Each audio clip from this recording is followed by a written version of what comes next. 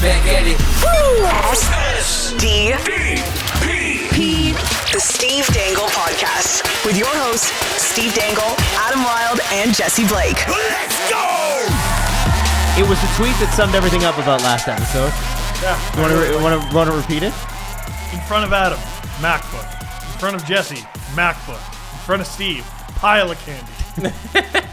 So I decided to spell SDP with it. That's great. And nobody can see that. It just looks like a pile of can't? candy. Still looks like a pile of candy. No! You can't. It doesn't look down on the table. We don't have an overhead cam. We need to fix this. we have to fix this. Not my studio. It was a poor plan. Joining us in about 5 minutes will be great plan. Allan Walsh of Octagon, noted agent of Marc-Andre Fleury, and agent of 25 straight Stanley Cup winning players on teams, I think. He's had clients win the cup 25 straight years? times, yeah. Wow. It's pretty cool, right? I want to run down the list. Oh, yeah, see if you can remember them all. Does he have the list? Give us your top three, Alan. Who are your favorites? What's it like to be bored of the Stanley Cup? Yeah, right? Or to win it 25 times by proxy and never have your name on it. What is the most stabbed in the back you've ever felt? Oh, we'll be talking to him about that. Rumor has it he saw the clip.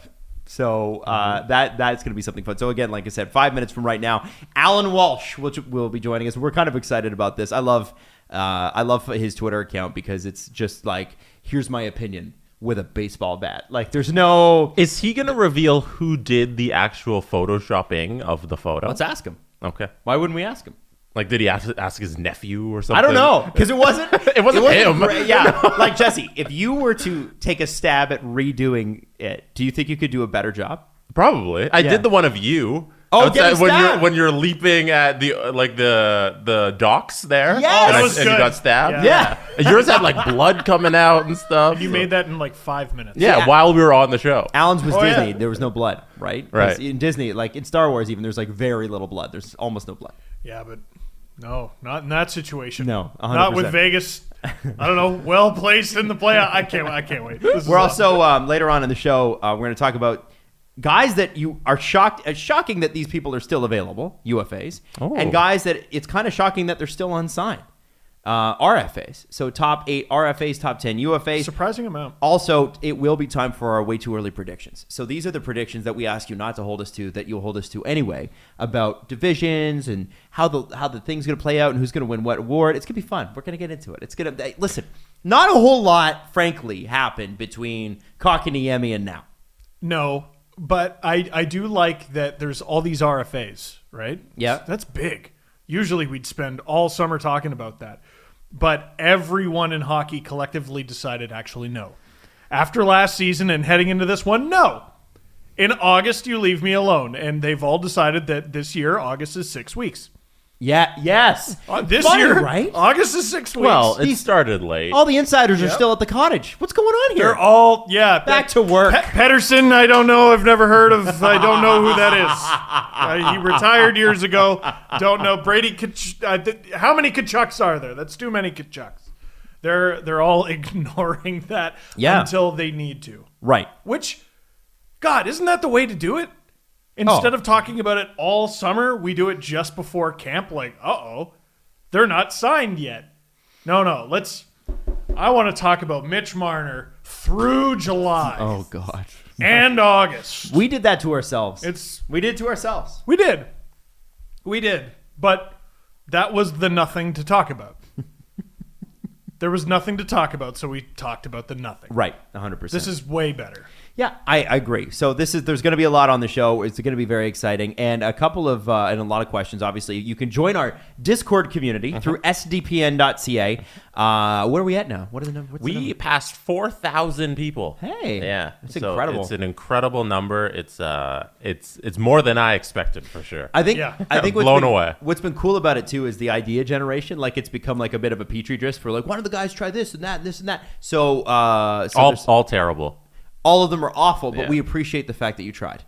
No, One day it'll be good. yeah, maybe when you're better. Maybe you need to be better. It was the best of times. It was the blurst of times. That's the Discord. So yeah, no, I think there's actually an idea that I want to run by you guys a little bit later when it comes to History Corner. So we'll talk about that a little bit later. But there's some other stuff in there too that's really great. And remember, if you want to ask questions for the show, we figured we'd centralize it and put it on Discord. So there is a thread there. And if you haven't got on Discord yet, it's really cool. Really, really cool. I didn't know what it was, and it took me about 20 minutes after Jesse gave me a little tutelage. There's something for absolutely everybody. Yes, Yeah. 100%. Hockey, basketball, baseball. There's an LGBT one. There's a Red Dead one. There's Channel. Is the Channel. word Is that what they're called? No, I call them ones. the Discord itself is called a server, and then each little thread that you talk in is called a channel. Okay, see, that's 3 words. The You said one- server, thread, and channel. The one I didn't channel. say thread. You said thread. I said the With your server mouth. you talk in is a channel. I don't get it. The one channel that's absolutely dead on our Discord. Yeah. Chicago White Sox fans. Why is that? There's one comment. Of all the baseball teams, of all the hockey teams, it is the least commented on. And the White Sox are having a great year. There's one person from Froggy J.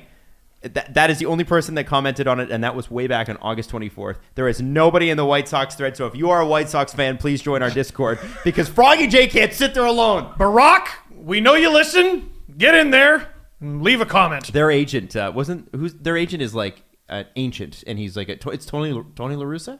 Their manager? Yeah, sorry, I don't that's with them. Their manager. I don't know. So the the You got White Allan Walsh Sox. on the mind. Yeah, I did. If it's Tony La Russa, that's I funny. think it's Tony La Russa. Yeah, because he's like 70. Yeah, it Is is he the Tony guy La who had the Russa. funny run out this year? Probably. Oh no, that's actually a player. Oh, really? Yeah, but Tony La Russa, obviously one of the greatest managers of all time. But I think he got pulled over for a DUI before the season started, and he said to the police officer, "Do you know who the fuck I am?" And it's just Did not they? they I don't know that they did, which has to sting, right? Yeah, also, you're under arrest. Yeah, you're 75 and under arrest for a DWI or DUI. depending upon- 76. 76. And the quote was, "I'm a Hall of Famer." Oh, Is no. what he- That's worse. Is what he told the police worse. officer. Yeah, all right, pose for your picture. Oh, that's Do you that's tough. see my ring? Was also in No. the things he yelled No! at the police officer. Boy. He said, "Do you see my ring?" Asked by the officer when he was talking about La Russa, replied, "I'm a Hall of Famer, baseball person. I'm legit. I'm a Hall of Famer, brother. You're trying to embarrass me." Oh, no. That sounds like a drunk rich guy trying to get out of a DUI. Hall of Famer, brother. Man, this is not where I saw the show going. No. At all. It's I mean, you have to be belligerent to say stuff like that.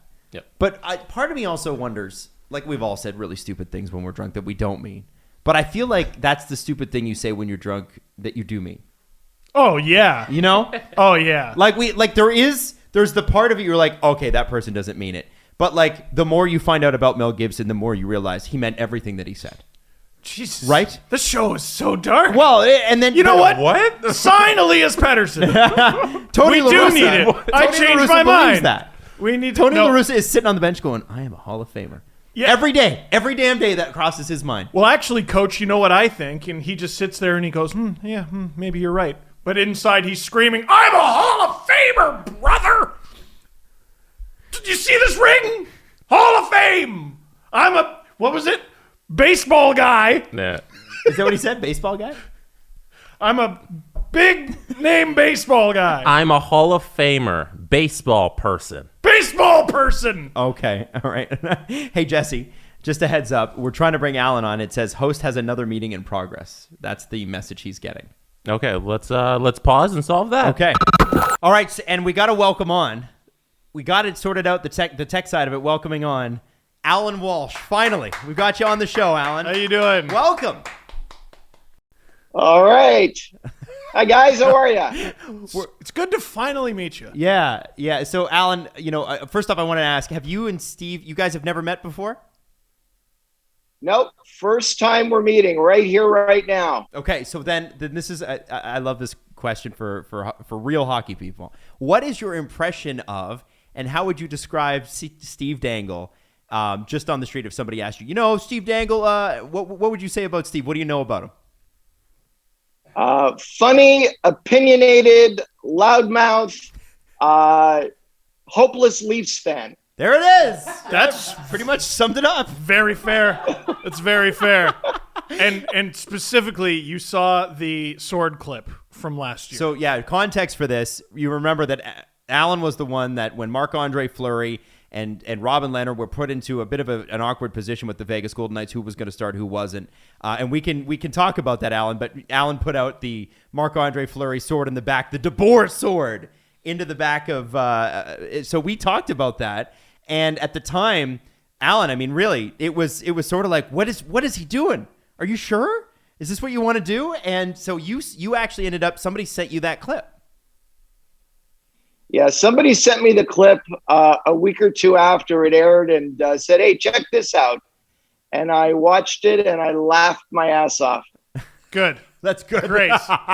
Good. So I mean, it was when I first spoke to Allan, it was like I was like, oh God, I hope he doesn't hate us for that, right? It was one of those where you realize you're like, yeah, man. So, but Yeah, Allan, that's me now. yeah, well, don't worry. So he agreed to appear on the show. Allan, like, I mean, that's one of the things that I think probably is one of the most misunderstood situations that you've personally been involved with.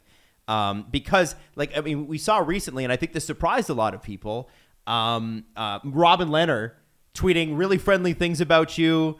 And, like, when he was talking, he was sitting on an airplane. He's like, ask me anything. Can you, from your perspective, explain what happened last year for anybody that doesn't know, and I guess a closer view of it, because you were the one that ultimately ended up tweeting the picture? Yeah, well, I would say that just to begin, you guys, I never take what someone says about me seriously or to heart. If you're going to be in this business and your sole focus is representing players, the only thing you're concerned about is doing what's best with your client. And if other people don't agree with you, if other people want to criticize you, that's the seat I've chosen to put myself in, and I don't lose 1 second sleep over it at all. So you got to understand that's the perspective that I come to in any situation.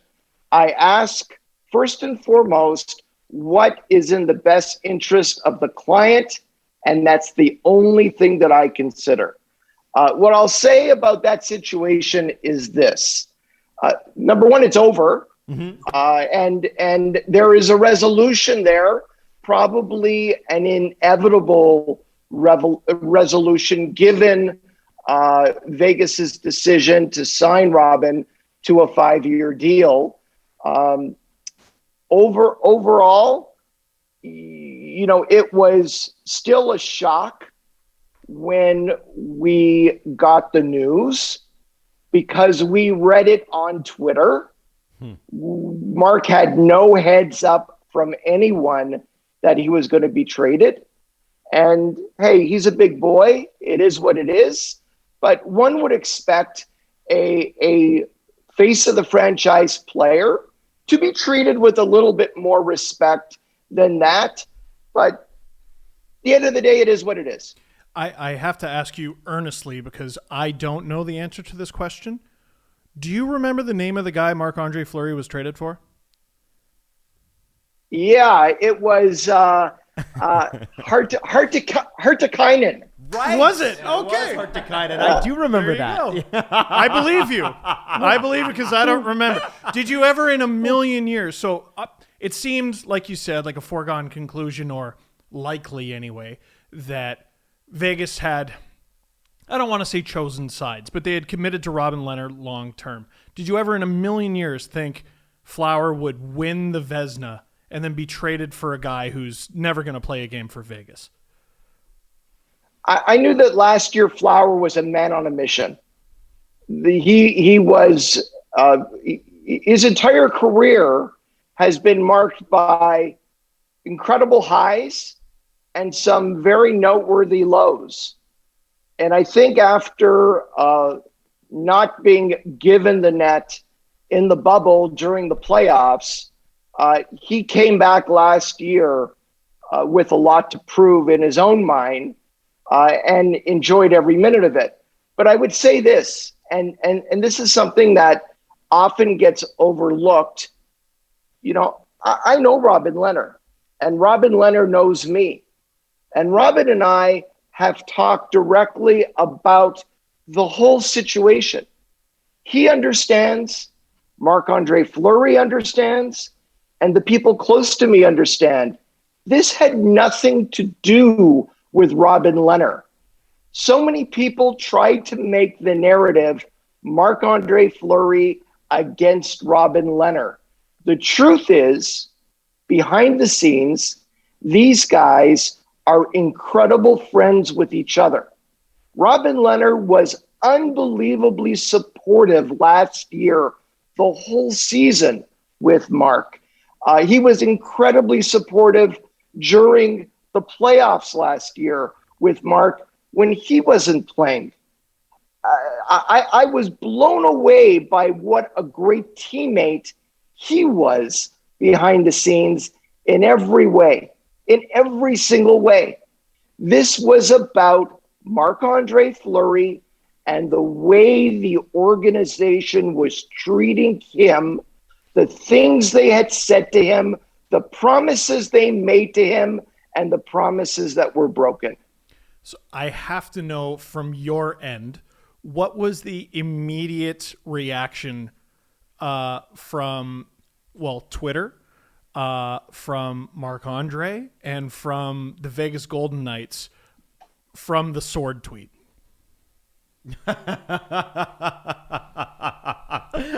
Ooh. You're really focused on that one tweet, aren't you, Steve? I promise I'm done with it after this. I promise I'm done with it after this. But listen, you gotta, Allan. This is like asking for the same present for Christmas for 3 straight years, and it finally shows up under the tree. So I have to ask you about it, and then I promise I'm done with it after this. Follow up and ask who did the actual Photoshop. Yeah, who did the Photoshop too? That too. I need to know which immediate relative made that photo. I just want you to know, Steve, those Photoshop guys are still out there, and I can always have one put up about you if you keep going. Nothing would mean more to me. Yeah. Nothing would make me happier. Yeah. Nothing in the world. Put a big Walsh on the sword. And it's just get the cat, the fierce cat photo. That's right, and then just big sword behind it. I like that. So what grief did you get after that tweet went out? Do you get grief from GMs about stuff like that, or is it something where they just don't even call you? Here's the thing about GMs that's interesting. Most of them follow me on Twitter.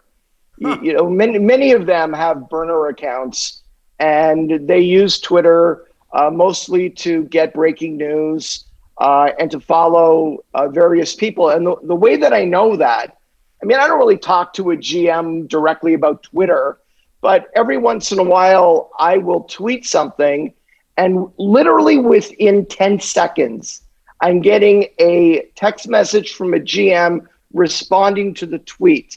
Sometimes it's about Bruce Springsteen. Sometimes it's about one of my clients. Sometimes it's about something else that I've tweeted. But I've been able to glean over the years that there's a vast majority of GMs that are following my tweets and will respond to me one-on-one, never angry, never, I can't believe you tweeted that. It's more of a conversational kind of message that comes back. And I think that, I'm cognizant of that. And I'm also, despite what you think about that one tweet, fairly careful about what I do put out there. I'll never put out anything regarding a conversation that I have with the GM under the cloak of privacy and violate that confidence. There's certain things I won't do. And I need GMs, when they speak to me, to know that they don't have to qualify the end of the conversation by saying, by the way, that's just between us and not for Twitter. Who was the first GM to text you after you posted about seeing Stevie Wonder live?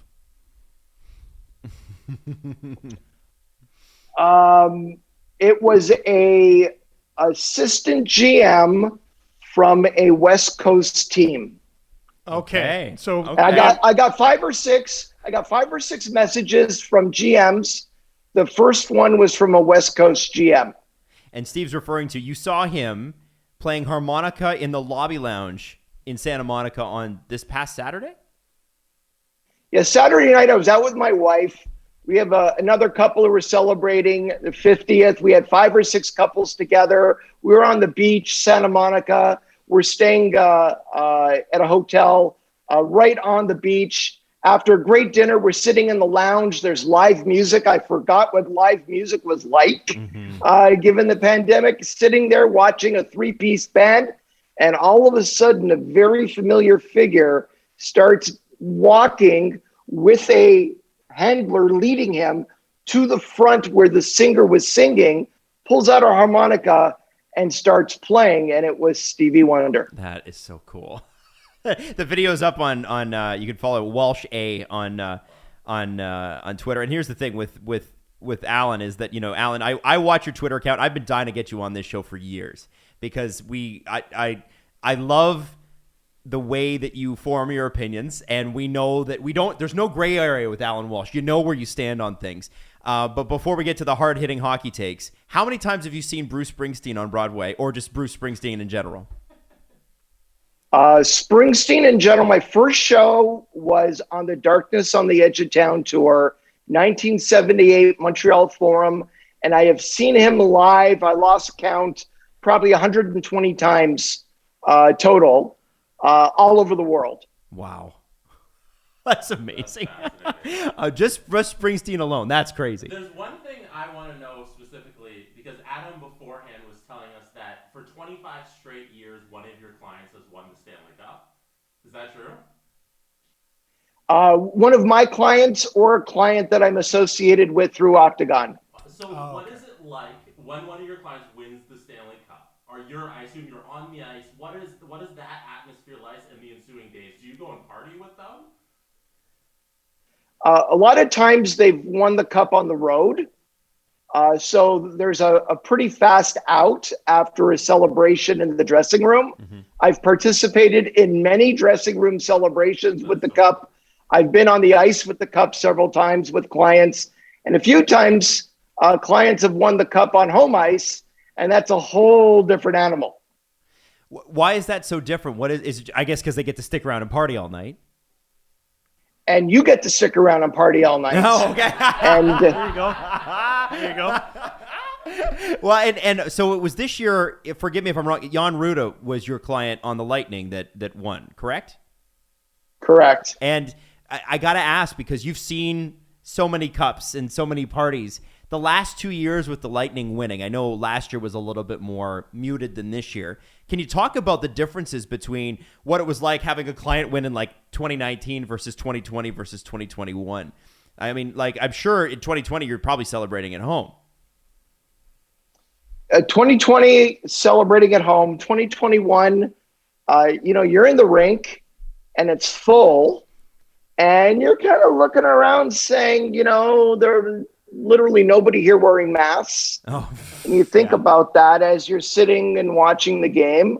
I realized sitting in Vegas, because I was at the series Vegas played in, and their building was full, how much I missed being in a loud, noisy, full arena.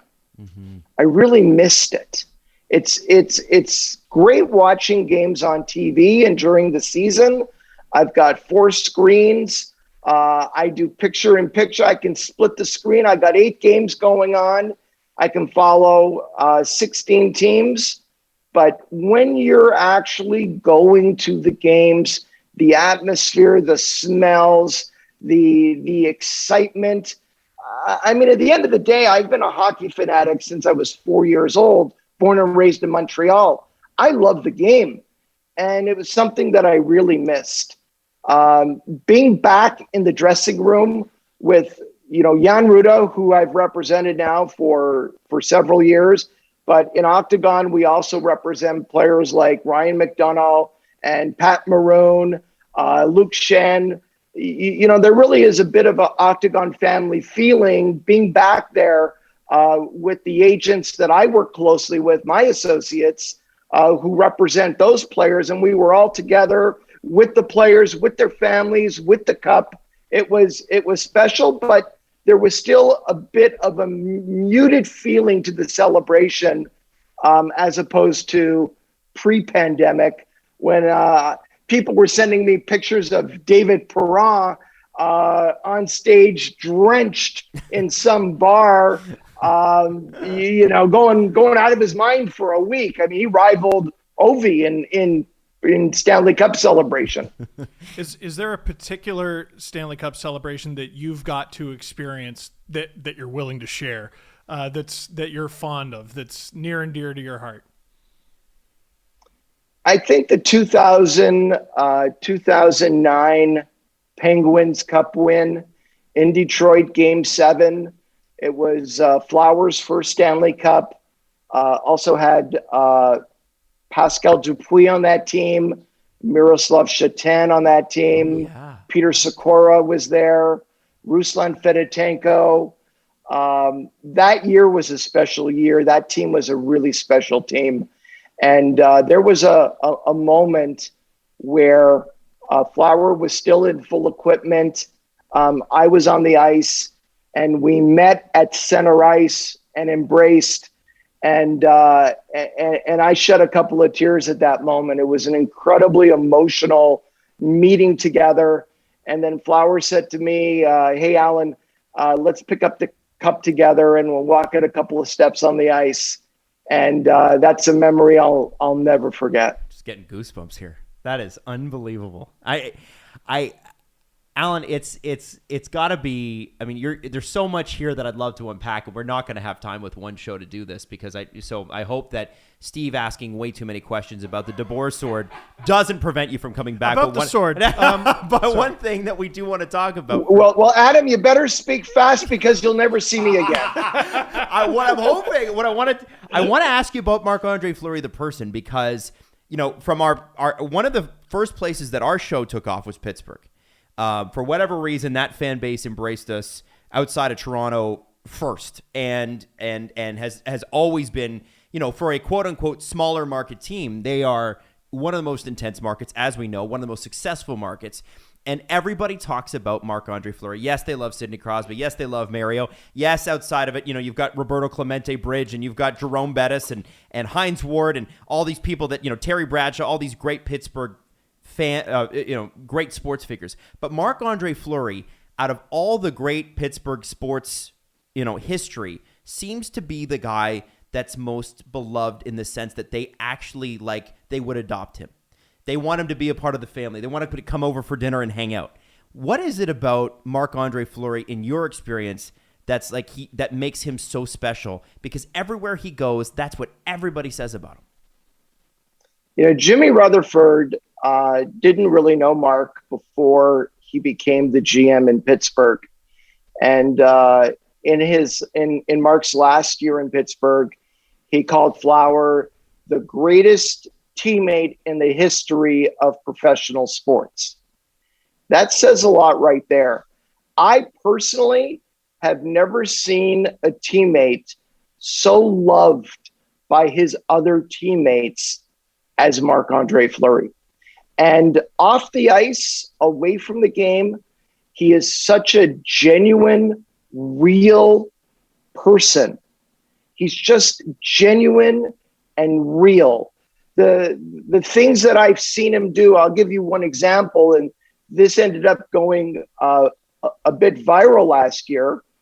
A person in Vegas won a signed Marc-Andre Fleury Vegas number 29 jersey. And I asked us, the jersey was sent to Flower. I asked him to sign it. I gave him the address and asked him to send it out. And he goes, "Oh, I know where that is. It's not too far from the rink.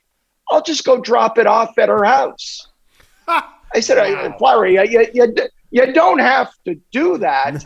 He goes, "Oh, no, it's only 20, 25 minutes out of the way." I'm like, Flower, just put it in the mail. It's fine. He goes, no. I'll go do it. Well, the person didn't answer the door. No. Oh, But they had, Oh, no. Oh, Allan. but they had ringed. So you see Flower in his, dress for the game and slacks and a shirt and a tie, walking up to the person's door, ringing the doorbell with a little bag that he put the jersey in, and he's waiting at the door. He stepped back, because of the pandemic. He's got his mask and he's back waiting, and he's waiting. And he ended up leaving a little note saying, sorry, I missed you. Maybe next time. Enjoy the jersey. And there was the autographed jersey left at her door. And she ended up taking the ring video, putting it online, and it got hundreds of thousands of hits. But who does that? Yeah. Who does that? Oh, my God. I've seen the other thing that I'll never forget. It's ingrained in my memory forever. Is the last year Flower with Pittsburgh won the Cup. His day with the Cup, I was in Montreal, and the keeper of the Cup, Phil, was there with Howie. Gave the Cup to Flower, and the first place he wanted to take it was to Ronald McDonald House in Montreal next to the hospital. And we went in there, and Flower put the cup down in the dining area and sat there for 2.5 hours talking to all the kids, talking to the parents, taking pictures with the cup, bringing the cup into each kid's bedroom, those who were spending the night there. And I saw something that we all lose sight of when we're in the business, in the industry. But I saw the cup sitting in a room, and an older gentleman walked in, and you saw the realization. He looked at it, he didn't believe his eyes, and then he said to it, wow, that's the Stanley Cup. And he burst into tears. Wow. And that's the impact that trophy has in people's lives. And when you're around it all the time, you kind of lose sight of how blessed and special it is to be part of that. But then things happen like that, which really bring you down to earth and make you appreciate every day. Hearing a story like that, all the stories that you said, the doorbell video's hilarious. Just the visual of him stepping back. But it's hard to imagine a world where he's playing arguably the best he ever has by winning the Vezina trophy. You win the Vezina, no one's better than you at being a goalie. But how close did he come to actually retiring after the trade? Because that storyline, I couldn't fathom a league without Marc-Andre Fleury this soon. I think what happened was, I don't think it was so much, do I have the fire to keep playing? There's no question he does. I think the question was, my family and I are so ensconced in the Vegas community, and our kids with school, living where we live. I think the idea of having to pick up the whole family and move fairly quickly. I mean, what they went through this summer, it's you'll always have a fan say, well, for the millions of dollars those guys make, I don't have any sympathy for them. Okay, I'm not asking for it. I'm just relaying to you what the guy is gone through. You've got to move out of a place, have everything shipped to Chicago, find a new place, get the kids in school, find a whole, new life and get it set up in 30 days. And at the same time, train to be ready for the next season. It's a daunting task. And I think when it happened, and the way it happened, left a real bad taste in his mouth, especially the fact that He didn't know about it at all beforehand. The great communication from Vegas was non-existent. Finding out on Twitter, I think he just needed, with his family, a couple of days to reassess his whole situation, which he was perfectly entitled to do. He needed to have some conversations with Stan Bowman. He needed to just sit back and say, okay, if we're going to do this, this is what it's going to be like. And he needed his family to completely buy in, because there's no way he was doing this without his family going with him. Yeah, it's funny. Even now, thinking about that same sort of situation, it does change when you have kids. It really does. And and honestly, and I hate to be this guy, but until you have kids, it's hard to understand. It really is. Like, it's different. And then all of a sudden it changes. And I would have rolled my eyes at myself saying that. But can you imagine? I would have rolled my eyes 18 months ago. 100%. And I can't now. But you go home and you have to say this to your wife, and he's got three kids? 3 kids. 3 kids. So you have to go and you have to explain to them various levels of cognitive ability and the ability to understand it. It's hard for an adult to understand. So I can't even imagine what it's like for little kids. There's so many transactions across pro sports. You forget that behind every trade, every signing, there's a person and a family and a whole infrastructure of their life that gets shipped off to somewhere else. Right. Right. And like you said, that must have hit him so hard. So yeah, I mean, yeah. Sorry, go ahead, Allan. Well, you guys look forward to the trade deadline. Trade deadline day is like a national holiday in Canada. It sure is. Do people actually go to work on trade deadline day? And I have to now. I used to skip it. Steve goes to work for 8 hours for 45 seconds of airtime. Wow, 45 seconds. One of these days, I got to put you in charge. One of these days they'll use them. But yeah, I mean, but Allan, I mean, actually, this is interesting. So Allan, we all love that and free agent frenzy on July 1st. We love it. Yeah. How would you describe a player's perspective on free agency? How would they describe it to us? It's interesting, but many players, they wait years to become an unrestricted free agent, right? At age 27 or 7 years of service to qualify for unrestricted free agency. Many guys sign contracts in their mid-20s, which buy up a year or two of free agency. So their first real experience at it might not be till they're 29, 30 years of age. And when we know a player is going to test the market, is going to free agency, we begin preparations, months and months in advance with the player and their family. As prepared as you can be, there comes a time when a player and the family need to make a rather quick decision. And after the fact, I've had many players say to me, a vast majority, man, that was the worst experience of my life. I hated it. The worry and indecision leading up to free agent day. And then while I had one player, I had one team on hold with the light blinking. And I had another team on the line, and I had the player on hold, and got a new offer, went back to the player, went back to the team on hold. Now I got 2 teams on hold, and I come back to the player, and I'm like, okay, here it is.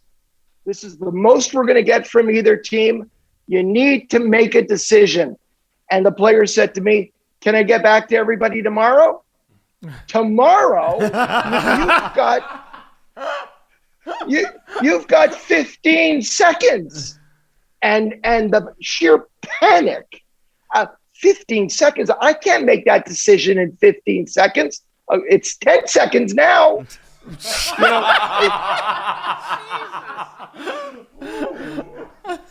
you know, and you're making a life decision, and you've prepared for it for months. And sometimes, not always, but sometimes it still comes down to those 15 seconds. Absolutely unbelievable. Yeah. I can't imagine a guy signing like a $50 million deal and going, that was the worst. I hated that.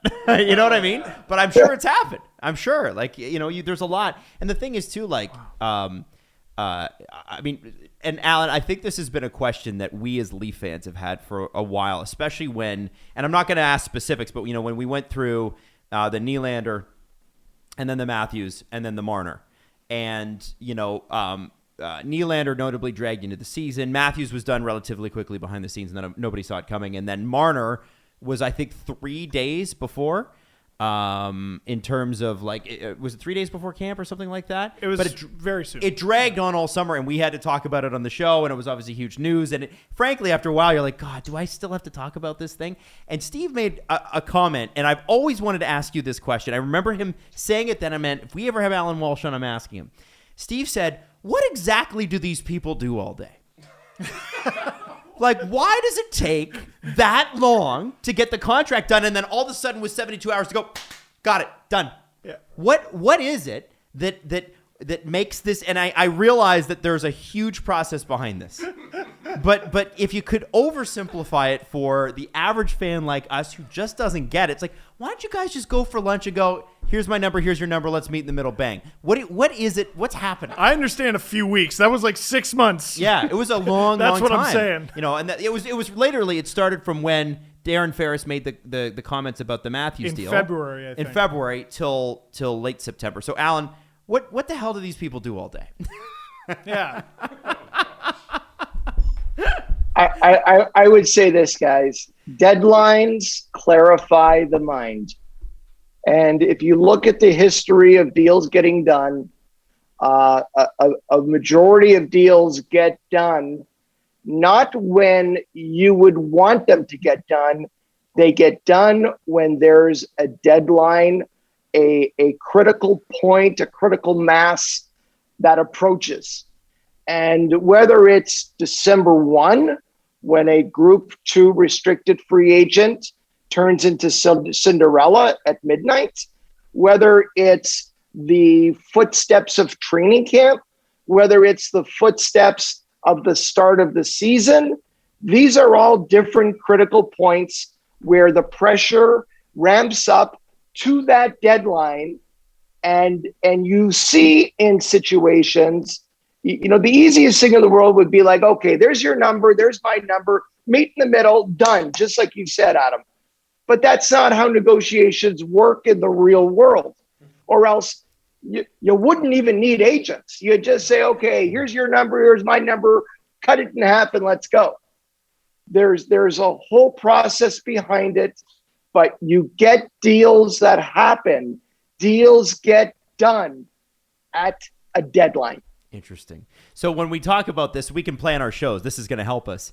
So if we have ever got a young restricted free agent who is not signing, we'll just say we're going to leave that till the start of the season because that's around the time we think they'll sign. Because deadlines clear the mind. Exactly. I like that very much. Hey, speaking of liking something very much, I'm sure you like your job, but too bad I'm the emperor of everything and I make you commissioner of the National Hockey League. Ooh. I know, I'm sorry about the pay cut, but sorry about that. Yeah. But what are some things you, Commissioner Walsh, would change immediately? I like this. I know. Day one, there will be a new NHL rule, strict liability, banning all hits to the head, period. Accidental, intentional, there's an automatic penalty for that. And I would do everything from day one, institute that rule, and then find ways to make the game safer for players. Number one mantra from anyone running the league today. Wow. Allan, follow up. What can be improved about the salary cap? Well, you can blow it up. That would be nice. So you're of the opinion that, and this is where I keep talking about, if you need to have a cap in place, why can't it be more like the NBA where you have a luxury zone and then a hard cap, like an absolute top spend for teams? So, it forces richer teams to spend more, and then that goes into the subsidy for the smaller market teams so they can spend more. What do you think? Like, would you have no salary cap at all? Probably. But if you have to have one, what does it look like in your mind? Very general. Obviously, we can't get into the granular stuff, but what do you think about that?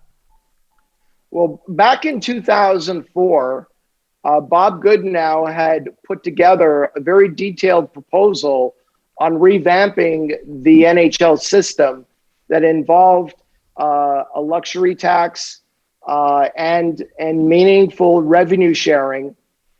The irony is, in that kind of system, owners would have ended up making more money.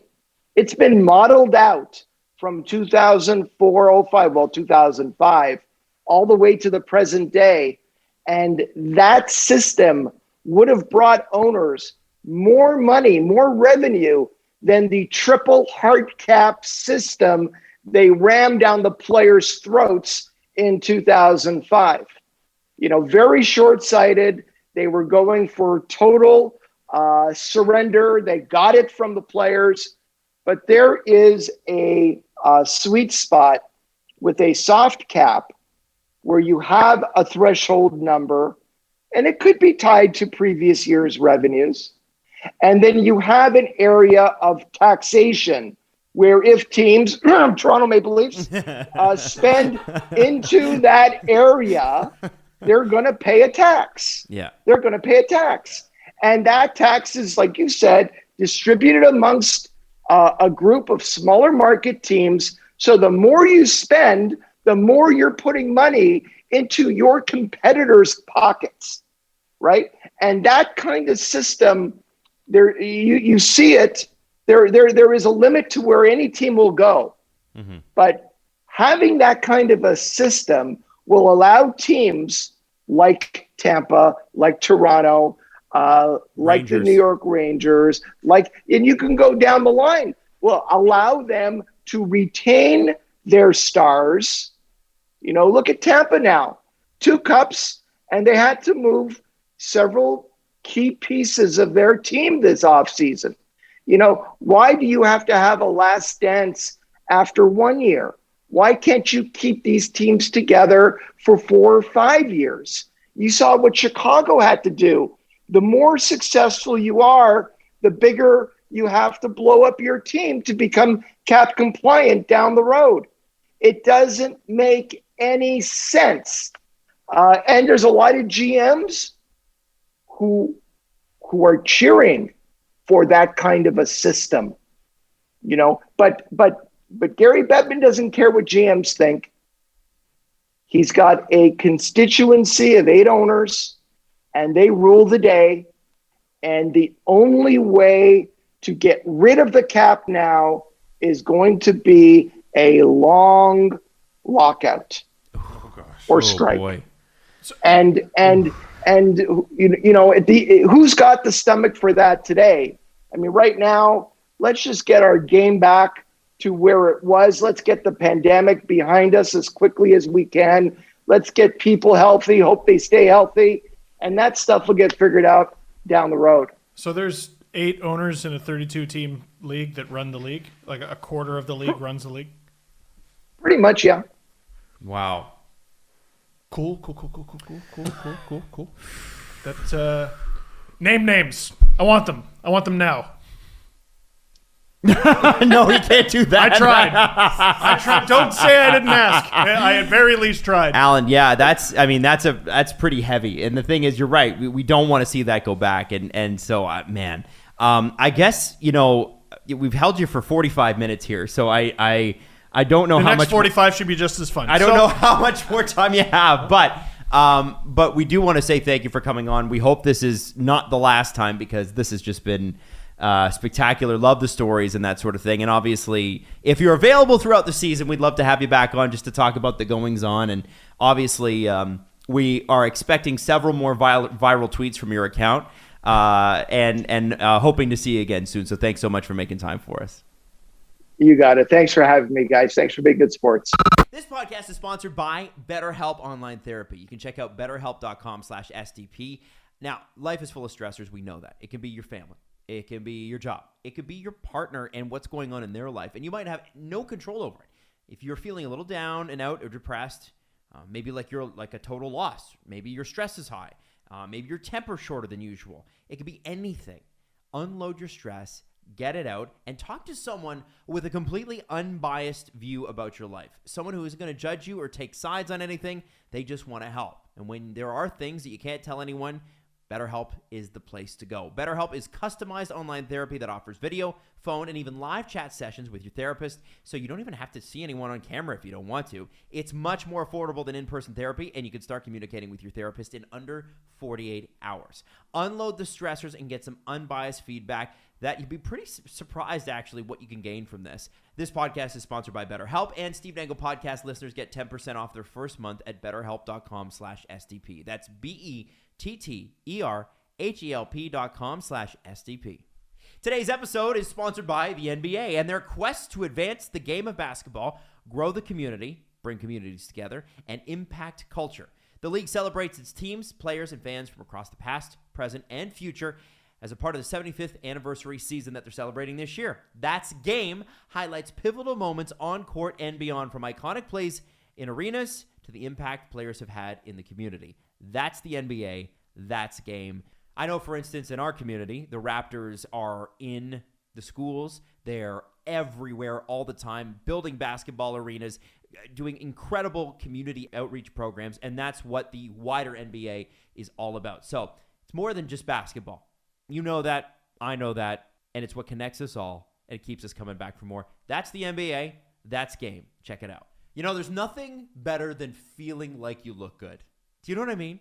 Like when a suit fits you really, really well. And with the world opening up and us having to go out and do things like go on dates and go to big gala dinners. I can't remember the last time. Was it a gala dinner? I don't even think I've been to one. Yeah, basically, weddings. You need one for that, right? Well, Indochino is the place to check it out. The right fit outfit can bring out something special in us. And for those special occasions, I would check out Indochino. Basically, it offers completely custom fit suits, shirts, casual wear, and more surprisingly, it's the affordable prices. Every piece is made to your exact measurement, so you can customize every single detail. Choose everything about your suit. You get the fabric, lapel, monogram, statement linings. Basically, you know, when you're playing NHL and you want to have the team look exactly the way you want the team to look when you create the team, it's like that, but in real life. So check out Indochino. The best part about it is that the suits start at just $3.99 with all customizations included. Indochino is open now at select Nordstrom stores, giving you even more ways to get great personalized fitting. You just find your nearest location at Indochino.com. And right now, you can get $50 off any purchase of $3.99 or more by using the code STP at checkout. That's $50 off a purchase of $3.99 or more at INDOCHINO.com. Promo code STP. This episode is brought to you by Rise. It's a science-based app that makes it easy to improve your sleep to increase energy. Now, I am somebody who takes my sleep very seriously. And when I did research on sleep, when I started doing mornings, one of the things that I always found was it was like you sleep normally or you need a sleep apnea machine. There was no in between. Rise is a little bit different. Did you know that it's normal to feel groggy when you wake up and normal to feel sluggish in the afternoon? However, it's not normal to feel tired throughout the day. So if that's what you're feeling, Rise might be for you. It's an indication that you're carrying sleep debt, limiting your natural energy peaks and making your dips less productive. You can be a morning person. It's tough, but you can. And Rise is going to help you with that. Rise uses scientific fact-based approaches that help you get the sleep that your body needs. It's built around two principles that sleep researchers agree most affect how we feel and perform, that sleep depth and circadian rhythm. So Rise will work with the data on your phone, all the historical data that it collects, to tell you about your sleep debt, tell you what you need to do to sleep better, and get the most out of your day. Every morning, Rise tells you how long you'll be groggy, when your peak focus times will be, and when you should start winding down for better sleep and more energy the next day. With Rise, you can improve 16 science-based habits that will help you reduce your sleep debt and optimize your day ahead. So Go to risescience.com/SDP and download the Rise app and try it for free for 7 days. Most Rise users will feel the benefits in just 5 days. So if you try it today and you learn more about your energy, you'll probably feel better before the free trial is up. Whether you want to become a morning person like I had to, or you just want to be less exhausted and improve your productivity and maybe get a little more done and get after that promotion you're after. Well, Rise will help you with that. Go to risescience.com/SDP and try Rise for free for 7 days. Attention listeners across the galaxy, all the way from Australia to Houston, do we have a pube problem? Well, if so, our friends at Manscaped have cleared you for takeoff with their 4th generation and brand new Lawnmower 4.0. Kick your pubes to the next planet with their Performance Package 4.0. The orbits in your pants will feel like they're in zero gravity when you use the best tool for the job for the leaders in male grooming. Join over 2 million men worldwide who trust Manscaped to get that rocket in your pocket, ready for takeoff. And go to manscaped.com for 20% off and free shipping with the code DANGLE, DANGLE.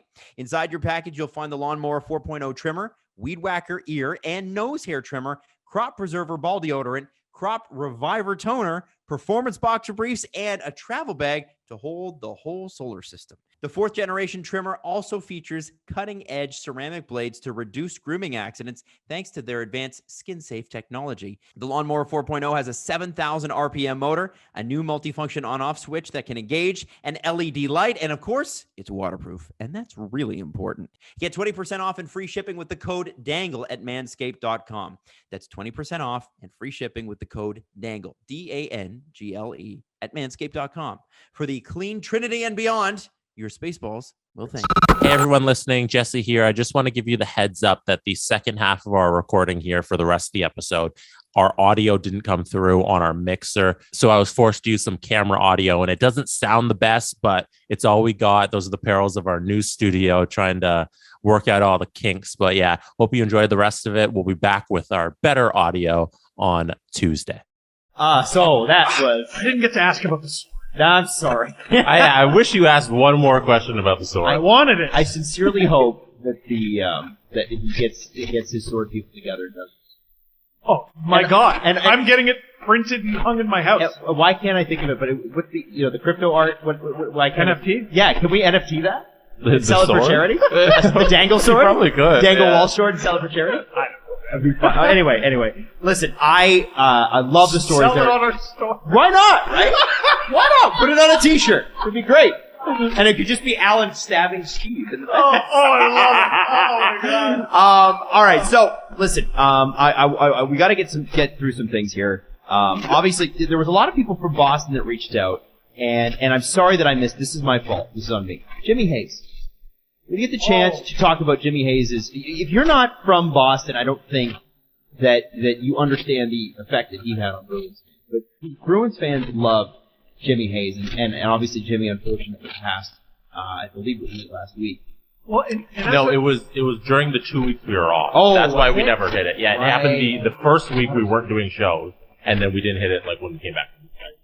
Slipped our minds. So 2 weeks later. if we could do 2 or 3 minutes on Jimmy Hayes, I think we should do that. Yeah, as an apology, like at the beginning of last show, remember I was like, what are we going to talk about? And then you went through the enormous list of things that happened exactly a week prior that we had just, like, we'd forget things all the time. Yeah, and there's no way that you're going to hit every story in hockey, but I figured this one was important. So, It is. Steve, your impression of Jimmy Hayes, the effect he had in Boston, and a beloved player. Well, and, I think there are markets, I mean, it's always, but there are markets where if you are beloved, they are particular. And Boston. What a better place to be a fan in Boston. I feel, by the way, not to interrupt, but Johnny Boychuk has had that in 2 months. He's had that in Boston, and he's had it with you. That's the kind of, there's the Boston love and there's the Islanders love, and it's very rare that markets have that with their team. Patrice Bergeron, I'm sure, could run for Congress. They would wave all sorts of rules about him being Canadian. Yeah. And all those things. I was upset when the Leafs traded Jimmy Hayes. Draft pick. I'm not sure what else to say other than it's horrible, and I'm sick for his brother, Kevin, who has shown such strength through all this in his word. his Flyers teammates, there was that great picture of him on the ice with them, just sort of helping him move on with life as normal as possible. Right. Well, listen, so apologies to a couple people reached out about that, and I sincerely, I apologize. Sometimes too, and I don't think it would be the case in this particular case. It's hard to talk about death. And it's tough because it's sad, and there's a lot of sad, and sometimes I do forget some of that stuff, and that wasn't, Jimmy Hayes was not intentional, but it's terribly sad. He's too young. In death, though, we do see how beloved people are, and really the response of the community to someone passing, and with Jimmy Hayes, we really saw that. There, yeah. And yesterday or 2 days ago, we were the anniversary of plane crash. Yes. We were was Pavel Dimitri's on that plane? Yep. Hollis Trastens, many former NHLers. Yeah, well, and like more tragically, like these Russian World Junior guys who just starting, just beginning, and I remember, that was back when I made KHL videos, and I was almost downtown, and I woke up my friend Andre, who I made the videos with, and he was shell shocked. And what do you even say? Yeah, why? What do you even say? And that's all I kept saying to him. What do we even say? Yeah.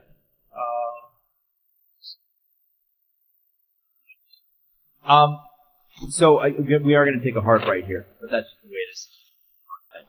Before we get to the UFAs and the RFAs and our way too early predictions, I do want to talk about because they made some news earlier this week, and Drake Batherson getting 6 years and $29.85 million, basically essentially $5 million, proves that the Ottawa Senators, when pushed, will spend some money. Pierre Dorion re-upped for 3 more seasons after this, what puts to bed, I think, at least for a little bit, the potential rivalry of Pierre McGuire and Dorion, right? Because Pierre McGuire, by the way, is a special advisor on that team. I don't know. I think we've all forgotten that. But that show, and that is a reality show that will play out in the public, guaranteed. That show has yet to even start. We haven't even seen the premiere.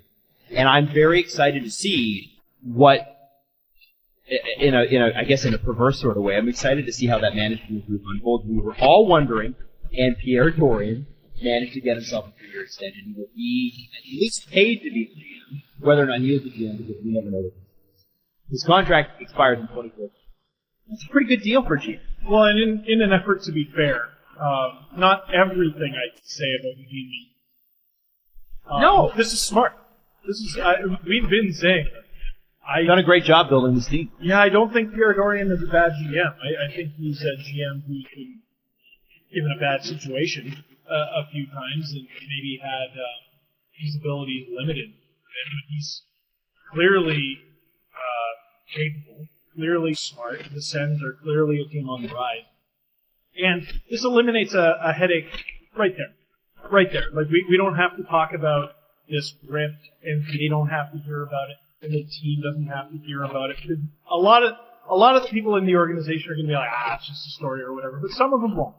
Some of them will be like, oh, you didn't give them a lunch or and whatever. And I can guarantee you from our side of it, that's certainly how it looked. He was asked about it at his press conference when McGuire was hired. They said, "Hey, Dorian, do you feel weird that it looks like they just hired your replacement?" And he had to talk about that. Yeah. So if they're doing that at the initial press conference, that's going to be the story for the next year if he wasn't signed. But now that he's signed, it was great. Gone. Yeah, might be too that question got him. Because he could probably say to Eugene, "Listen, do you want me to be answering these questions all year long, or do you want me to be talking about it?" I think Eugene knows who the comments are. To quote Steve Simmons, like, I don't read or trust the media. I think he reads everything or has someone, relay it. Well, I know that I dated somebody. One of her jobs, or one of her friend's jobs, was to collect every article written about that team. And this is a baseball team. So you imagine, there's a lot of articles. And so they take it and then they condense it and they put it in front of management. So they know what the narrative is. Isn't that wild? It makes sense to an extent. It seems like a lot of ways. Yeah. That's what I was about to say. Listen, if you're gonna have interns, I guess why not? Maybe If you're running the team based on what the media says, I don't think you should be running. Yeah, exactly. I think you got to be aware, but I don't think you let it take. Yeah. On the note of Drake Batherson, by the way, it's Oh yeah, we should be happy for Drake Batherson. yeah, decent contract for a pretty good player. He ironically reminds me a little bit of Connor Brown in that he's not one of the bigger names they had in their pipeline, but Sens fans know.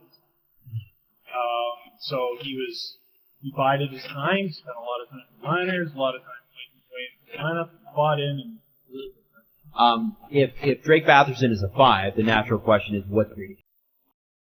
well, Adam, I think we'll deadline's clear the month. I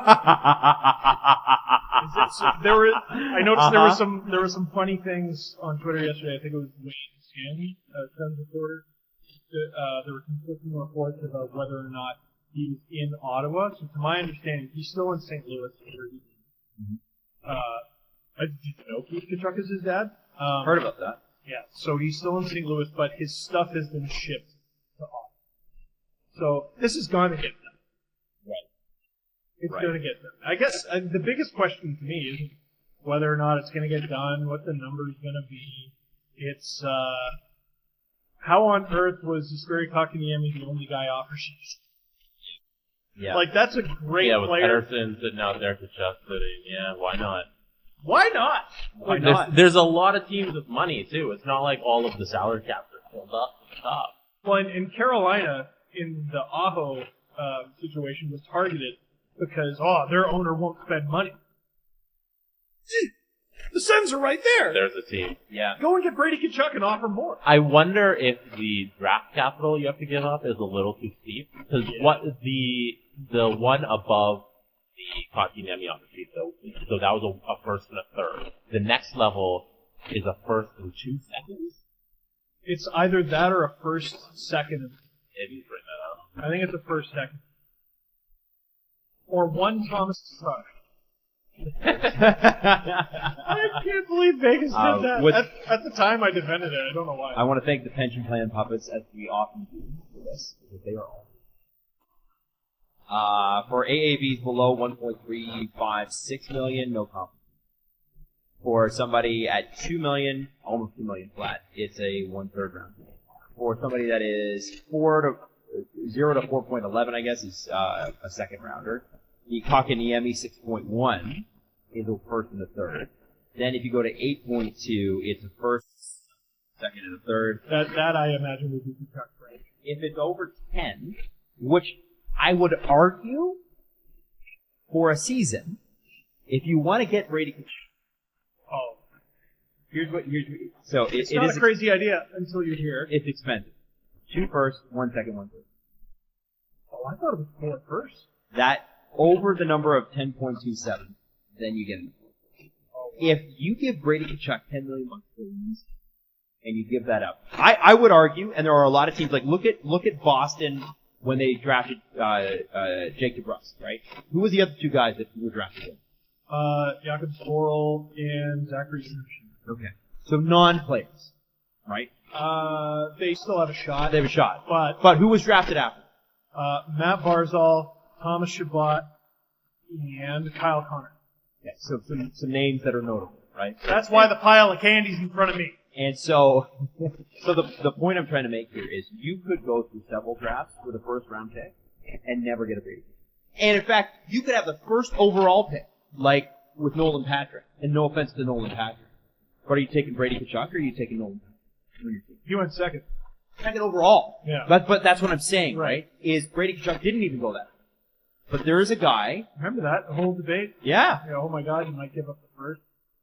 So from the perspective of, especially if you're a winning team, and this is rare, a winning team that has money to spend, fire your 2 first rounders into the side. Who cares? So the pushback on that is you hold on to those things to get the other pieces that you need. Instead of giving up the 2 firsts, 1 second, and a third, you take those 5 assets there and you get 5 different guys. And I completely understand and square with that. One of the things that was really interesting, I read the book, The Cubs Way, and one of the things that Theo Epstein, who was a notable advanced stats guy, was one of the first guys to really win with advanced stats in 2004 with the Sox. When they won in 2016, the whole goal was to find 4 franchise cornerstones over the course of between 2012 and 2016 in the draft. And they had that with Rizzo, Schwarber, and a couple other guys. And then they went out and bought their pitchers. So none of the pitchers that they acquired were guys that they had brought up through the system. So Arrieta, John Lester, Aroldis Chapman, any of those guys. And what was interesting about the way they did it was like, we can find this in the draft. We're not sure we're going to be able to find it. We know we can find these great hitters with great character, which is what they were looking for. We're not sure we're going to be able to find that, but we might be able to find a pitcher who underutilized, poorly coached, whatever else. By the way, incredible book. You should totally read it. And I wonder if from an NHL perspective, what those positions would be. Right? My thought is always, how do you find what's the easiest place to find a franchise cornerstone? Center, defense, right? That's where you want it. Sometimes Maybe a goalie. Maybe, but are you going to draft a goalie, or are you going to try? Is it easier to go out and buy a goalie that's already been developed? Goalie seems like the position you just wait on, you buy. Everyone thinks they can draft Lundqvist in the 8th. Right. Yes. Yeah. So right. why go out and spend an early pick on a goalie when you can get him late? Right, and maybe it costs you, what is it the least paid for Freddie Anderson? Sam Steele pick and a second rounder or something? Even like the Campbell deal, that wasn't much. It wasn't much. No, Campbell deal was pennies on the dollar. I think the picks the Ducks got for which is 2 great picks. Yep. Nothing wrong with that. But what I'm saying is, would you do that trade again? Absolutely. Yeah. All day, every day. And so I'm wondering, and Tkachuk he's not a center. No. He can jump in when needed. But I wonder if you're looking for that X factor piece, and I'm not saying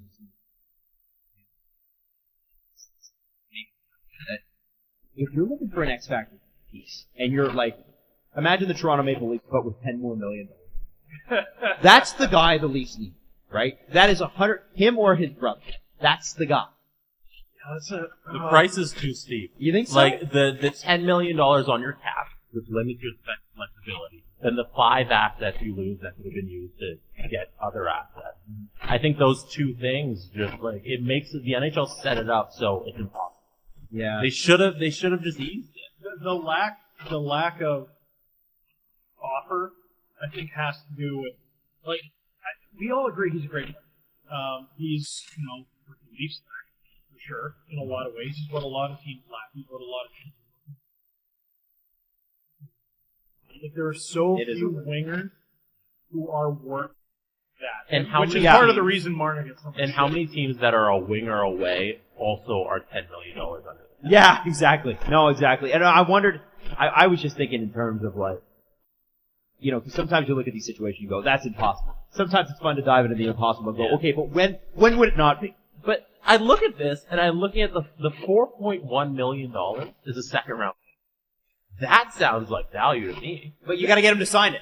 This has been the big argument, and this is obviously getting away from Brady Tkachuk, but in terms of offer sheets, it's the cheaper guys who should be getting offer sheets. All the time. At $1.3 million, which is no problem. Why not just throw it at a bunch of guys and see what happens? You can literally, you can get an entire third line. Players, There's no compensation there. Why not just try it? And it's funny because the whole, and I have to assume this is true because this is what we hear from the insiders all the time. Well, they're afraid of retribution. They're your competitors. They're giving you retribution anyway. But they're also their buddy, and they're like, hey, I gotta meet you at the bar later. Yeah, but still, when Jesse and Steve play each other at NHL, it's like 2 heavyweights because I suck. But it's fun watching the 2 of you go at it, for me, because you guys are both quite good. Or at least Steve used to be until he had a kid. Yeah. And so, when you guys play, it's always it's right down to the end, it's 1-1. Jesse says, Steve screams and yells, and his face is red and purple. The reactions it's amazing. But, at the end of it, you guys go, well, it went the way it went. As GMs, that's what it should be too. You're competing, but being afraid of retribution, are you kidding me? You only get 2 or 3 years to be a GM. You probably wouldn't be around for the retribution. to a degree, I think this with Kyle Dubas, but I always wondered this about John Chayka when he was a GM. Like, bro, no one likes you anyway. Yeah. Just go do it. Because he's young and thinks about things. Like, young with a brain. He's young and has a different way of looking at things. Like, why not? They don't like you. So just do it. I wonder how much value there is in other GMs liking you. In terms of performing better at your job, I wonder if it's easier to be a GM if you say 20 other guys in the league are your buddies. Well, Like, cause we don't know that sitting on the outside. It's like, okay, maybe just being this guy's friend, being like, I can call up these guys because I'm good pals with them, I don't screw them over, and it makes my life easier. certainly. Yeah. Great story that Brian Burke told on our podcast with Lou Lamoriello. Drinking a highball, by the way. Yeah, of course. We can't confirm that. We don't talk about enough that he was drinking a highball. Allegedly, we don't know that. I want to get. What is a highball? That's it's like a cocktail. He was having like it looked like a rum and coke. It could have just been Coke. Go back and look at this. Go back and look at it and tell me that's not a rum and coke. That's a rum and coke, and I love that. I thought it was a spitter. No. What's a spitter? Oh, is he drinking? Yeah, Or was he? There was ice in it. Which way did the cup go? And it was a cocktail. Like if he was having a Diet Coke, you could drink out of the thing. This is a highball. No, what if he wanted ice? Like, what if You couldn't put it in the fridge? Come on, guys. I need a Zapruder film of him. alleged? Yeah. So anyway, he told this great story. Him and Lou Lamoriello have known each other for years. Lou was he was his coach at Providence College. Yeah. And then Burke works for NHL, and then he's an NHL GM several times over. And Lou he's already got a storied career. And I think it was when Burke was with the Canucks, he calls up Lou for a trade. Lou screws. The trade sucks for Burke, great for Lou. And Burke goes, "You screwed me on that." And Lou goes, "You called me." Hilarious. And they're friends. And Burke had no choice. Like, did he hold it against him? No. Maybe for a moment. Yeah. Oh, I don't think Brian handled it well in the moment. Probably not. But after a few days, he went, well, fair play. Yeah. Right. Yeah. And then they went back to business. Like, Right. Well, here's what I would say. Do you need 20 teams to like you, or do you need 3 or 4? Because let's look at the Toronto Maple Leafs recently. Who are they trading? Dude. Anaheim, Los Angeles. You know Who else that they traded? meme where the guy is like patting his forehead and he's got the 2 buttons to choose from? Yes. Yeah, Kyle Dubas. Trade with Columbus, trade with Columbus. Those are the 2 buttons. Yeah.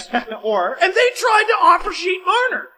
The only reason that didn't happen is because Marner didn't take it. he didn't want to sign that. He didn't want to sign it. You're right. They do trade with the Ducks a lot. They trade with the Kings a lot. Who else? It's the Leafs are who they draft and who they acquire from the Kings or Blue Jays. Almost literally. That is who the Toronto Maple Leafs are. True. Every year they get 3 or 4 free agents, and then they call Yarmo, and they call, who's the GM in LA now? I don't know, is it Rob Blake still? Yes. Rob Blake is the Robitaille, right? I never know who gets promoted and who maybe it's I don't know.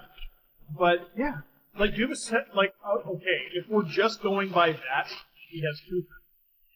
Yeah. I mean, really, that's all you need. You just need someone who can do business on a level that you can. Yeah. Offer sheet someone on the Blue Jackets and wink at Yarmo.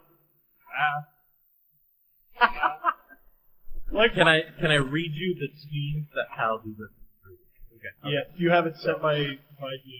Yeah, so just Kyle Dubas trade. This is on NHL Trade Tracker. We got Minnesota, Pittsburgh, Colorado, the Islanders, Vegas, Nashville, Florida, Ottawa, the Kings, St. Louis, Vegas, Ottawa, Colorado, Carolina, Minnesota, Winnipeg, Nashville, the Kings. So I was doing it very unscientifically with my fingers. I counted 6 teams that doubled. And one of them's in the division. Ottawa, yeah. Yeah, I don't know how many of those trades were just swapping picks. Be a dick! Offer sheet guys, Yeah. be a dick! Yeah. They're like, okay, the Leafs are not in a position. Yeah. But your team, Yeah. shouldn't you want a jerk? Yeah. What's Ron Hextall doing wasting his time being likable? I know. Okay, so Yeah. here's because no offense to Ron, but Ron is never. That's Ron. Yeah. That's the fun part about Ron Hextall. Burke's job every morning should be, okay, when does Ron Hextall's alarm go? 6? All right, his job is to call him at 6:01. Hello, Ron Hextall. You won't do it. And then hang up. And then he spends a few hours wondering what he won't do. And he gets really mad about it. And by lunch, he does it. That's his job. You won't do it. And you know, Berkey would be up early. He's the kind of guy. He's an up early guy. It strikes me as that kind of 100%. Oh, he's sitting at his desk, like with his phone in his hand and his tie draped around his neck at 5:30, and he waits 31 minutes to make that phone call. You won't do it. Click. And then the Penguins win a cup. Wouldn't you die to be on a three-way conversation with Ron Hextall, Brian Berkey? Yes. I think that could complete my life right there. I've accomplished everything. I want to know what they're talking about. I want to see them negotiating. Oh. Like, wouldn't that be just delicious? Like, think about GM combinations about the greatest GM combinations of Shake You and the Great. God, that would be three-way wise. That would be great. I do want to know what Ken Holland's like on a call. You want that? Yeah, I wanna just hear a phone call between Ken Holland and Steve Yzerman. I can't imagine either men talking. That's what I want to see. All right. That's what I want to hear. Let's get into the top 10 UFAs that are still available. This is thank you to Sportsnet.ca for this one. Our boy Luke Fox, Jukebox. Made a meal out of that. I sure did. Pretty good. Number 1, Tuukka Rask. Still an unrestricted free agent.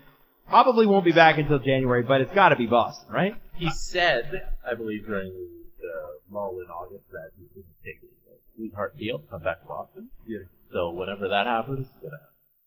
He doesn't need the money. Jason Demers, still available, right shot defenseman. And it's sort of surprising because, like, who was the right shot defenseman that Vancouver signed and everybody went to? Tucker Pullman. Yeah. Tucker Pullman's worth it. Jason Demers, I know he's fallen off, but he's worth it. PTO, is he not? One like Luke Shin got a deal. We're starting to enter PTOs. That's not a shot at Luke. It's just, I mean, there's only, 21 roster spots per team. You know, and you go, well, there's 32 teams. It goes up fast. Nikita Gusev? Is he? He's still an unrestricted free agent, 29 years old. Obviously, he had a great first season, 13 goals, 44 points, 66 games. But then, you know, with New Jersey and Florida last year, didn't really find. That's especially interesting because the KHL season has begun. Or at very least preseason. Yeah. Oh, yeah. Well, that's what Kaprizov, that deadline's clear in minds. That'll be interesting. I mean, he could just show up if he really wanted to, but it seems clear to me that he could. 100%. Because if he wanted to be at the cage. Travis Zajac. Forgot. He's the one guy the Islanders haven't. So. He's 36. Yes. I thought he was going to retire. Interesting. For sure. Now, he did have 20 points in 46 games, over an 82 game season. Penalty kill. Good center. 1,000 games? I mean, like, I don't hate it. Like, do you hate it? If you got him for $1 million, do you hate him on the Leafs? On the Leafs? Yes. Well, really? You're asking, okay, I'm going to ignore the Leafs cap situation, but this is the thing you can't. Yeah. Okay? Anyone available, by the way, unless there's a few rare exceptions, probably. Listen, if I offer you a PT, I might give you 800 because you got gray hair. Like that's about it. Right. Then these guys will probably wonder if is it worth it. Yeah, they will. Okay. Next one, and we're going to move through this quickly because we are running out of time on it. Sammy Vatanen made $2 million last year. Could help a power play. Yeah, that's one of those weird ones where, like, what we learned with the Leafs over the past 2 years is 2 spots there. 2 spots. There's power play 1, power play 2, and break in case of emergency. right? Leafs got Riley, Sandin, Muzzin break in case of emergency. Right. Or Brody. Most teams have 3 defensemen for crying out loud. Yeah. Batman's shocking because he's a righty. But he's a left shot right D, so some coaches are upset. Isn't he a left shot right D? No, I think he shoots right. Is he? Yeah, but he he plays does. on both sides. But it's shocking that any right-handed D with experience isn't on it. He is right. He's taken a defensive hit. He's never been good defense. Yeah. He's never been. That's not what he's known. No. I think he'll find a spot, but the Suns definitely. Zdeno Chara. Speaking of the sun setting, 44, I think he'll just show up. and threaten a GM to sign him. It's like 8 p.m. in August. The sky is red. Like the sun is it's set, but he's His head still out blocks there. the sun out. Yeah. All you can see is just the outline of his brow. Yeah. He'll Real thick. he'll take a cheap deal. I could see him getting. It'd be nice. It would not be. Ryan Donato, 25-year-old center. Yeah, there's another guy who I don't know if he's a center or a Kerfoot, for lack of a better term. Yeah. But yeah, he's a guy. He can. You need worker beats. You need guys who can put up 30, 35 points. He's Alex Galchenyuk. oh boy, I would love to know the story. I would love to know the story there because this wasn't supposed to happen. The Leafs rebuilt him. They did this. They did that. Did he? Maybe he asked for some. Sure looks that way because that's an NHL player. Oh, without question. I just think there's probably a long history there of teams not trusting him, and then 20 games of him doing well. And that's where, as a GM, you go, yeah, that's PTO territory. This was his last chance, and he did well. But except for game 5. Yeah, except for maybe his Worst giveaway in Leafs history. Yeah. Well, and then a gem of a game. Yeah. Very frustrating. I'm disappointed. I want him to be a Leaf. I want him back. I'm worried that his role is too limited now. Yeah, maybe. You know, because the Leafs Dubas brought in like 4 guys who do what he does this offseason at like $1 to $2 million. So where does Galchenyuk fit? Okay, we're gonna throw you here to compete with these guys for the same spot. Unless he got no offers, I think whatever decision he made on July 28th. Tyler Bozak. Oh. That I'm surprised about him. He's apparently still in St. Louis, practicing with his St. Louis teammates. But because the Blues lost their window in Tarasenko, and that, honestly, that's a conversation that we have not had yet. But whatever deal they had that they said we're not getting fair value for this, they did. If they don't get him traded by the start of the season, that's a big blown opportunity there. It's not about what Tarasenko brings. It's freeing up the $7 million or the $3.5 million if you have to return the season. Like, they're nuts. This league is ready. Yeah? Tarasenko, Eichel, all the RFAs, even if they stay, obviously that's news. And then the UFAs, that's sort of usual, that's run-of-the-mill stuff. We're going to get it.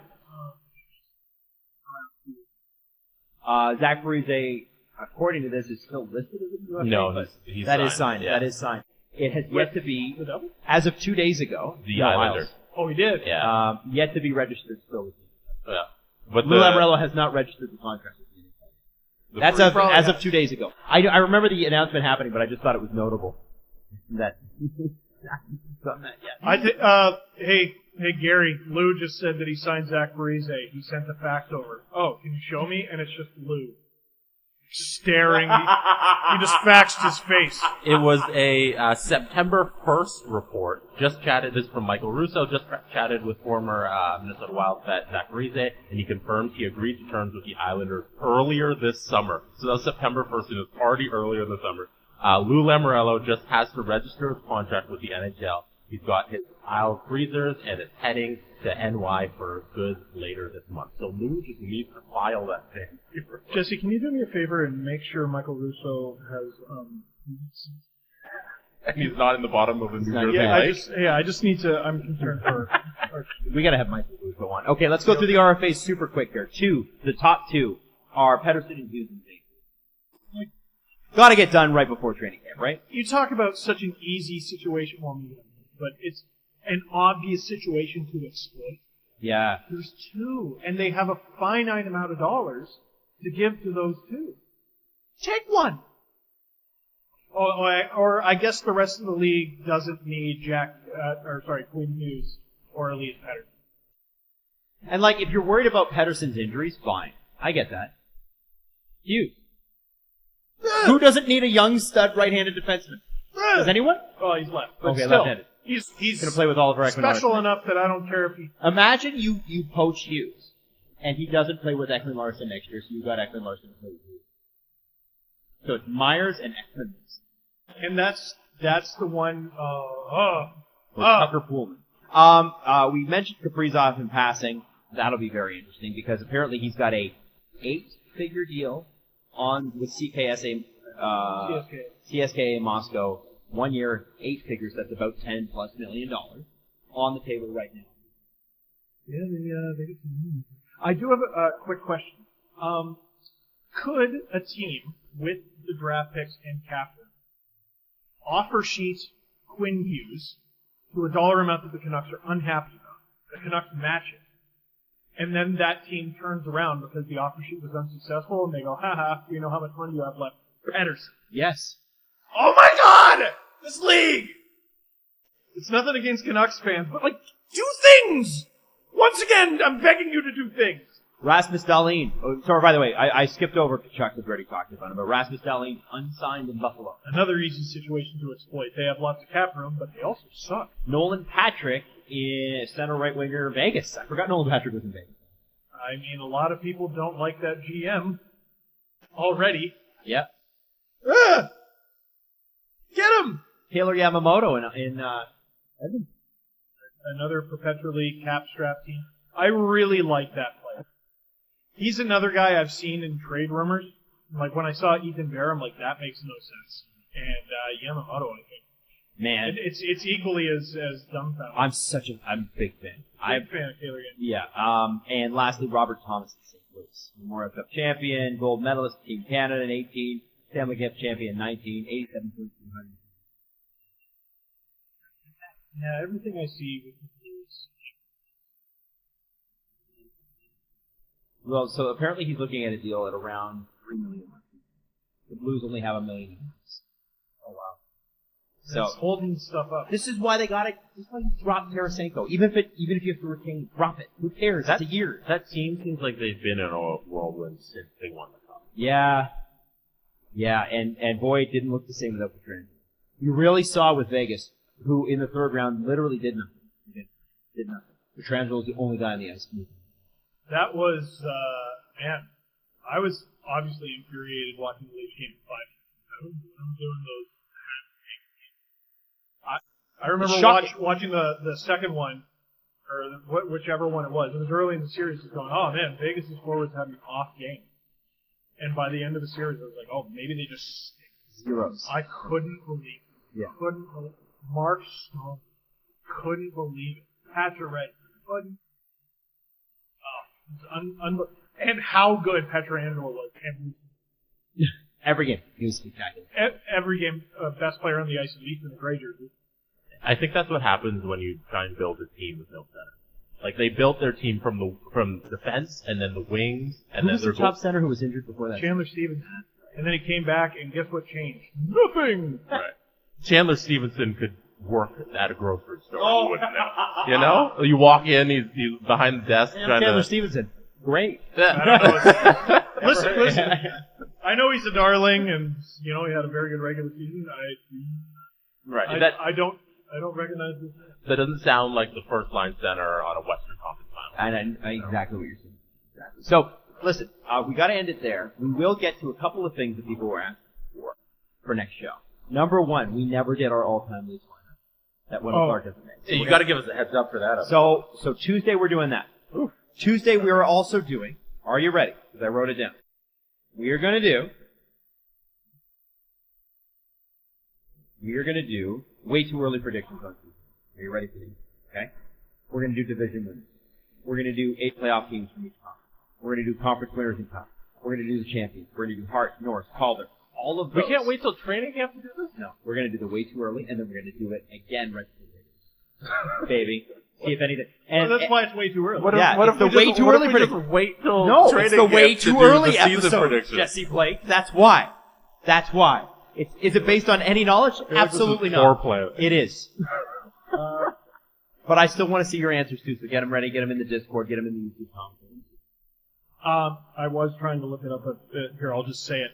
I saw someone tweet that Alex Nedeljkovic, who was nominated for the Calder last year, is still eligible. Oh! Because he didn't cross the games played threshold because it was a short season. There's a goalie that could win goalie of the year. Or sorry, rookie of the year. That With is the gonna be- Calder. All right. The second year. Let's wrap it up. So we will see you on Tuesday next week. And as a reminder, sdpn.ca. Go and buy your merch. Go check out our Discord. There's more stuff coming. We've got so many announcements in the next few weeks that we're so excited about, but we can't say anything yet. So, till then, be watching sdpn.ca. Get on the newsletter. We'll see you next week. Oh, there's also this. Forgot. I thought we were done. Listen to the show! The Steve Dangle Podcast. Follow the guys on Twitter at Steve_Dangle, at Adam WYLDE, and at Jesse Blake. Connection complete.